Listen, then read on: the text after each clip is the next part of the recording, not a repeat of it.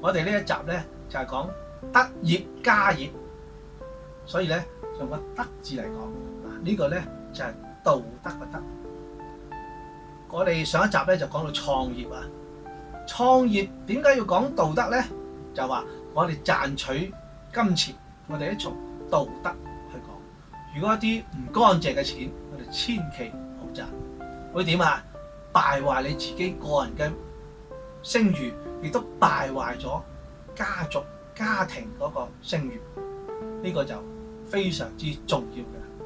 我哋仲講到你留低啲乜嘢名聲咧？留低原來一啲污穢嘅金錢，咁啊唔好啦。咁所以我哋咧喺創立事業嘅時候，就以呢個德嚟到係做基礎。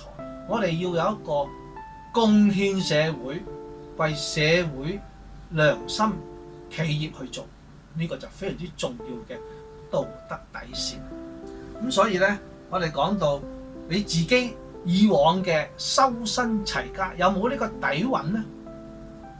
我哋自細就要培養青少年個人嘅修養，維護家庭都係從呢個德開始。好啦，到你創業嘅時間咧，就會有呢個德嘅思維，有呢個道德去照顧你嘅團隊，去照顧你嘅下屬，去照顧你公司嘅產品，去照顧你嘅事業，將來留低一份乜嘢啊？留低一份好好嘅道德嘅產業，亦都有道德嘅加升。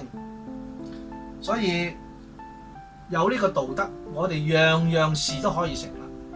所以有好多人講咧，就話我哋做一個事業為咗乜嘢啊？為咗係做更大嘅善業。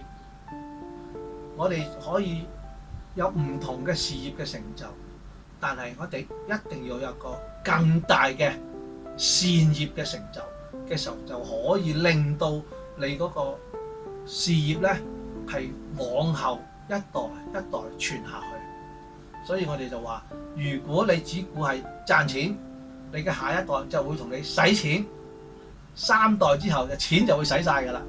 但係如果你話俾你下一代聽，我哋要流傳呢個德業，下一代會繼續賺多啲錢，做多啲善事，下一代仍然係要賺錢，仍然做多啲善業，自然呢個社會嘅道德係豐盛，你嘅家業、你嘅產業就有呢個支援，有呢個文化道德嘅支援落去。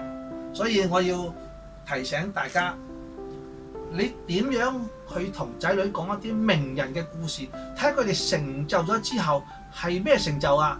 就係道德嘅成就。同仔女多啲講呢啲名人成功嘅故事啦。多謝各位。